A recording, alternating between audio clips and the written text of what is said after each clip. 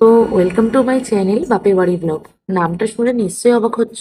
আমার ভিডিওগুলো দেখলে অবশ্যই তোমরা বুঝতে পারবে কেন আমি এই নামটা রেখেছি। আমার নাম প্রীতি। আমি কেন বিয়ের পরেও শ্বশুর বাড়ি ছেড়ে বাপের বাড়িতে পড়ে আছি সেই পুরো ঘটনাগুলো তোমাদের সাথে তুলে ধরবো।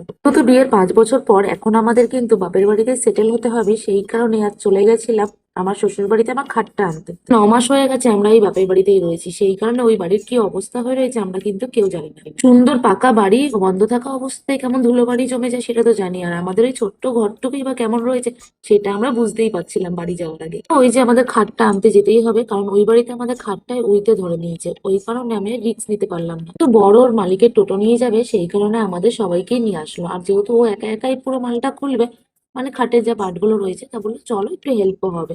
আগে কিন্তু আমরা বাড়িটাকে অল্প অল্প করে গুছিয়ে নিচ্ছিলাম, এত পরিমাণে ঘাস কিনেছিলাম সব ওয়ালে লাগাবো বলে, কারণ আমাদের এই ঘর যতই রং করি তবুও কিচ্ছু হবে না।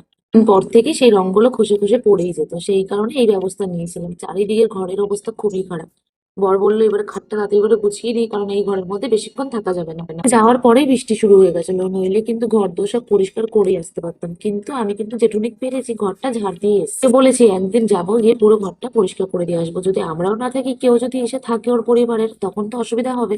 হয়তো খাটটা নিয়ে গেছি, এখনো আলমারি, তারপরে হচ্ছে আলনা, ওগুলো সব তো রয়েছে, ঘরে ফ্রিজ রয়েছে, সেগুলো সবই এখানে রেখে গেলাম। খাটটাই যেহেতু ওই ধরে যাচ্ছিল, ওই কারণে খাটটাই নিয়ে যাওয়া। বাড়ি থেকে তো খাটটা নিয়ে নিলাম, নিয়ে এবারে বাপের বাড়িতে সুন্দর করে সাজিয়ে রাখবো, কারণ এখন থেকে আমরা ওখানেই থাকবো, ভবিষ্যতে নাও থাকতে পারি। সেই কারণে এই মুহূর্তের জন্য খাটটা অন্তত আমি নিয়ে আসলাম, যাতে আমার খাটটা নষ্ট না হয়। সেটিং করার পর খুব সুন্দর করে সাজিয়ে রেখেছিলাম, পরে তোমাদের সাথে আরো অনেক ভিডিও নিয়ে আসবো।